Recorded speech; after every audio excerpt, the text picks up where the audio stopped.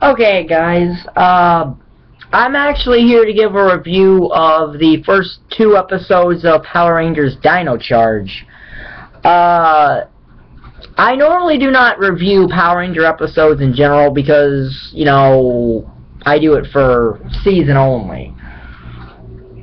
But Dino Charge is one of those things that has started off really good that I think I'm going to do a review for every episode. Because there's potential in both these episodes. There's potential in this season. Now granted, like with every TV show, you can start off good and then you slowly trickle down and fall off. And there's the potential for that to happen.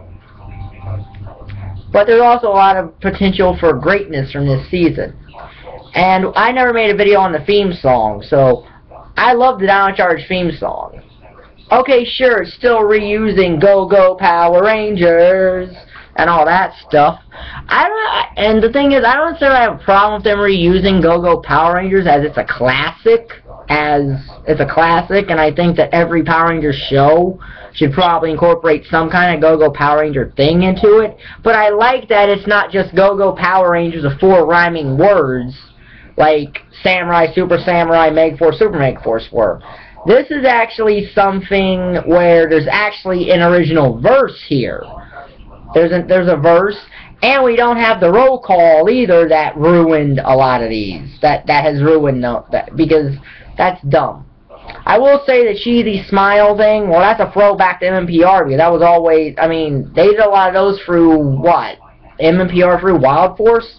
Had that kind of a thing where they turn their head into a smile-like thing. So anyway, the opening episode was Powers from the Past, which started 65 million years ago in the days of the dinosaurs, where you see the intergalactic bounty hunter Sledge, Sledge.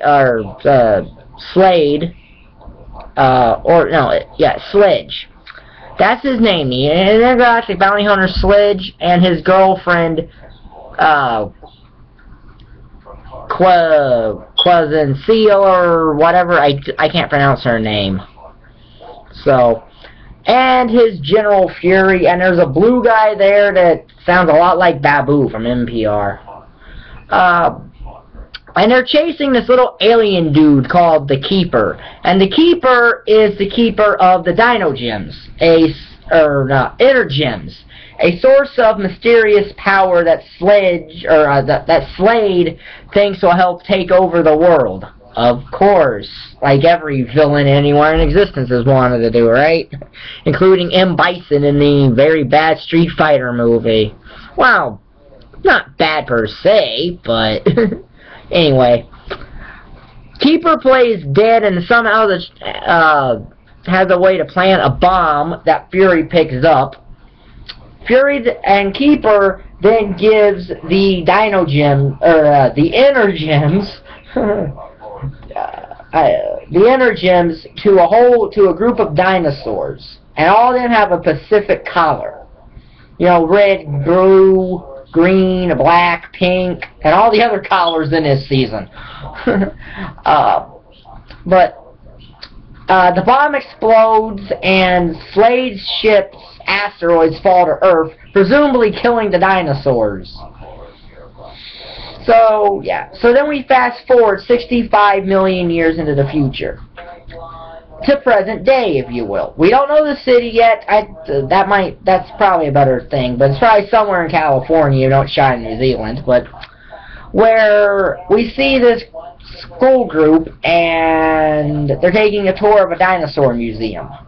I don't know why it'd just be a dinosaur museum and not a natural history museum, but whatever, it's Power Ranger logic.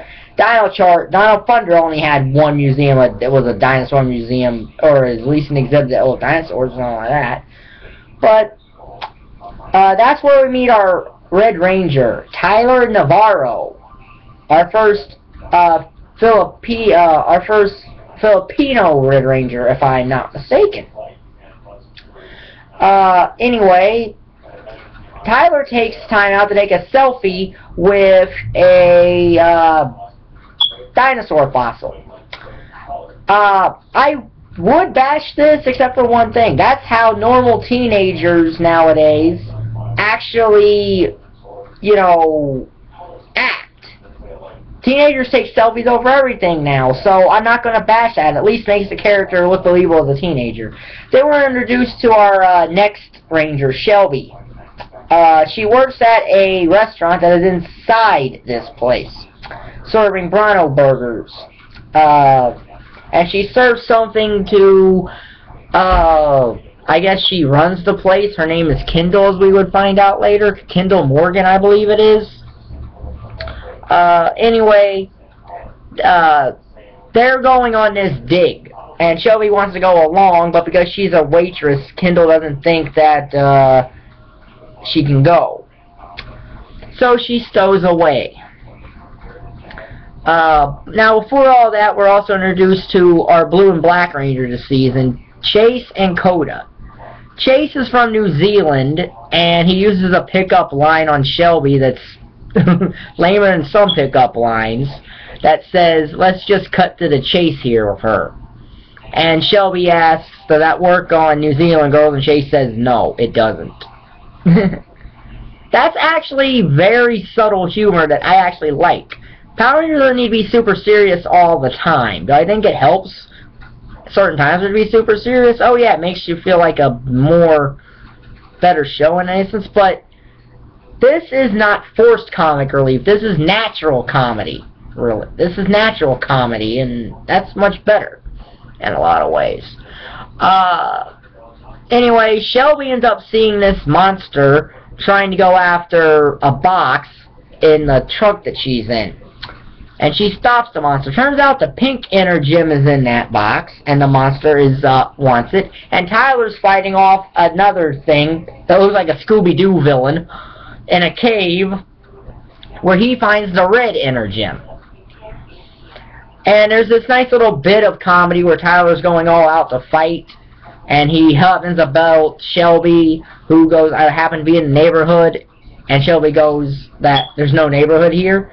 That's funny too. It's a funny line because they're in a forest, and that line doesn't make any sense if you're in a wood or a forest. So it's, you know, it's good comic relief. It's good comedy, not forced. It's kind of Bulk and Skull comedy without Bulk and Skull being around in a way, if that makes sense. So Tyler and Shelby try to fight off this ice monster, but he freezes them and they drop their energems. But before they get frozen, they touch their energems and their power surges through them, and it brings out, I believe it is the Tyrannosaurus Zord. But before that, Tyler and Shelby get morphed because they're fiddling around with this little gun thing, and that morphs them. And they don't even, they don't know what it is, and they don't even know how to work the thing. Okay, now that right there is something that is very unique and was done so well when it comes to this premiere. Because so many times in Power Rangers, they know how to do everything.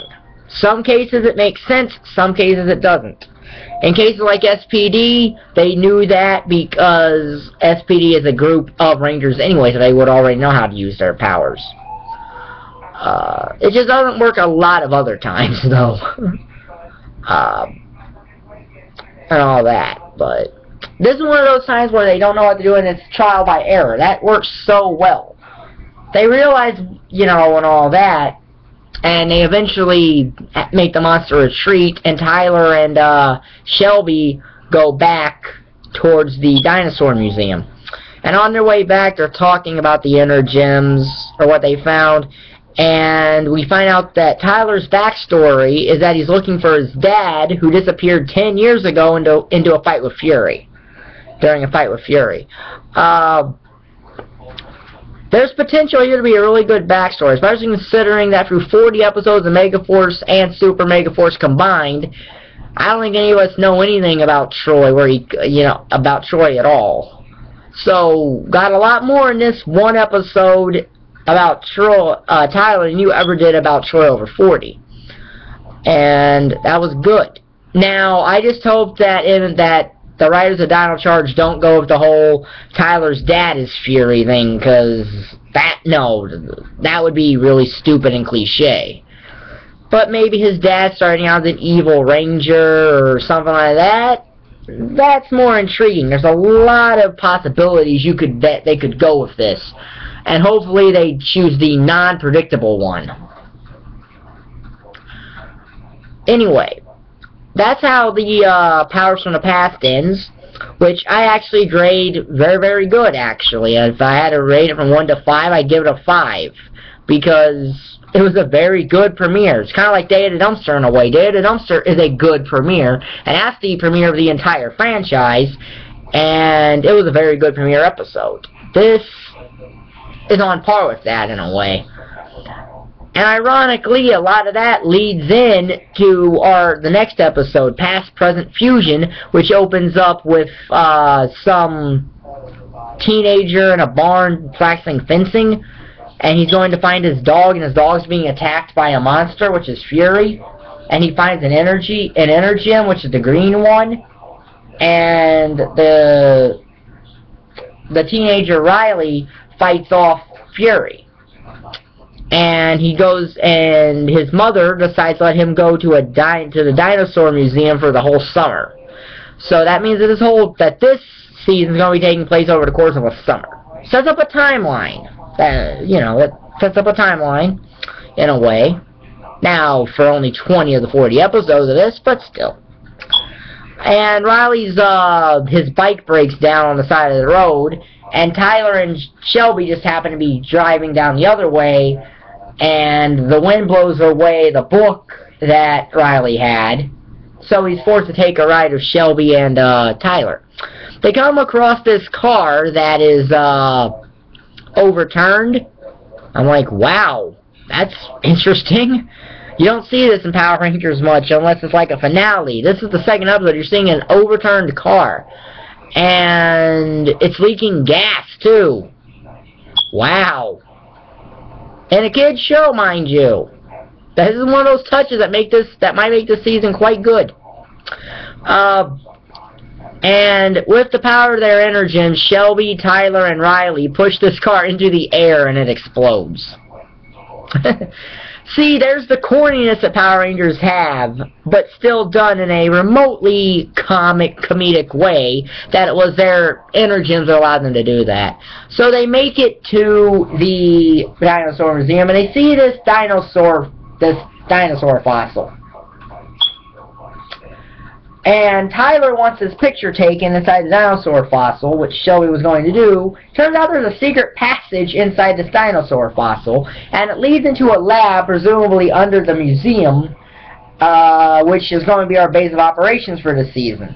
There, Riley, Tyler, and Shelby see the other two Energens, the black and the blue one, which are held by Chase and Coda, which is why we didn't touch on that last in the first episode. And they also see that Kendall works for the Keeper and has been helping Keeper track down the Energens. I don't know how Keeper found Kendall, or like what, that needs to be developed upon later, and hopefully they do that. But Keeper's going to be our mentor for the season. Makes sense. Looks like he'll be a better mentor than Gosei was, and the thing is, Gosei had potential to be a good mentor. The apprentice of Zordon. The very first ever mentor figure. Gosei had potential in Megaforce, Super Megaforce, but it just did not work because of the way they wrote his character. And also, due to the first episode, I didn't touch on this, we know that Keeper can actually hold himself in a fight, too, so that's quite useful. And Kendall and Keeper tell Tyler, Chase, Riley, Coda, and Shelby that they are now Power Rangers, and that they have to go stop this monster attack. And Tyler, Chase, Riley, and Coda are all gung-ho and are automatically in. Shelby's a little hesitant, which makes Kendall wonder why she was chosen by the Pink Inner Gym, because she didn't even understand why it chose her anyway, because she's just a waitress, which makes Shelby say that she may just be a waitress, and yes, she may be scared, but she's still going to do what's right and save the world here, in essence. That actually is development, in a way. And it's going to lead to what I think can be a very good subplot between Kendall and Shelby, because hopefully it leads to Shelby's going to have to, eventually Shelby will earn Kendall's trust, and Kendall will see that she's more than just a waitress, so to speak. So there's potential there to do that. Again, where there's potential, it could be good potential, or it could fall flat on its face. We'll see how it develops. But the thing is, while the other 4 Rangers go, Tyler's inner gym has apparently had its power drained, so it has to be recharged. After a while, it's recharged up, and Tyler finds this monster attacking the city in the abandoned warehouse district that every Power Rangers show seems to have, an abandoned warehouse district just around. I guess that's the Sentai footage, because the first episode had no Sentai footage in it, which was a plus, which was a massive plus. It was an original show. And then Tyler gets out his, I guess it's Dino laser or pistol or whatever that thing is. He spins the thing around, says energize, holds it up, and says feel the power, and that's how they morph, and we got what the morphing will look like on Tyler, and it's an okay morphing sequence. Now, I don't know the morphing sequence about the Sentai this is based from, so I don't know if it's exactly like that or if it's a tad bit different, but it's an okay morphing sequence. And then Tyler gives one of his Dino Chargers, which are the things that basically fuel the morphers,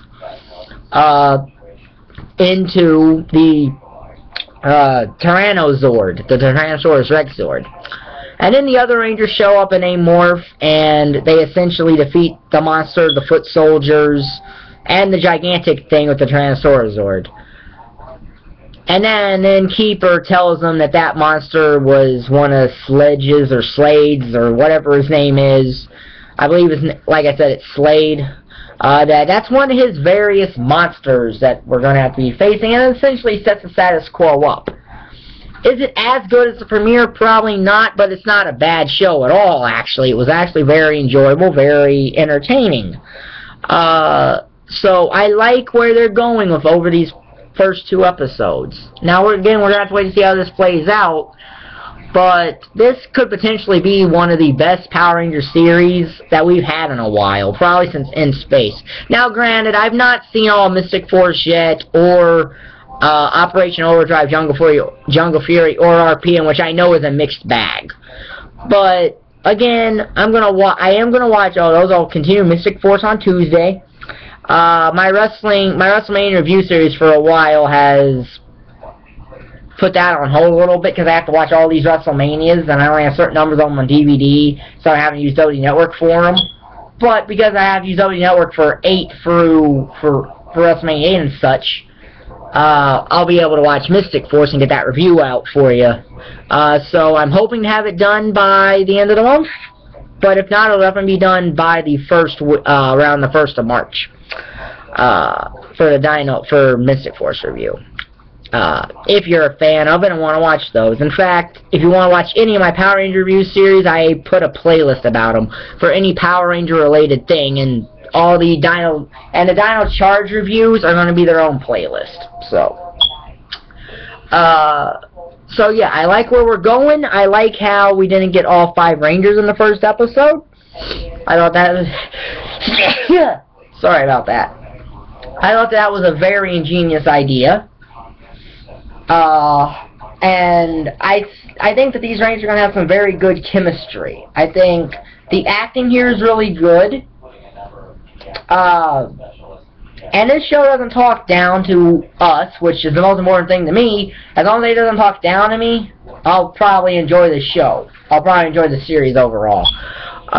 So, you'll probably get these every Saturday night or so, after I watch the episode, obviously. through the first 10 episodes, then it's going to go on hiatus, obviously, and have the next 10, yada yada yada, like normal. Past, Present, and Fusion, I would give a 4.5 out of 5. Good show, have no real problem with it, and I think we're going to be in for a very good season.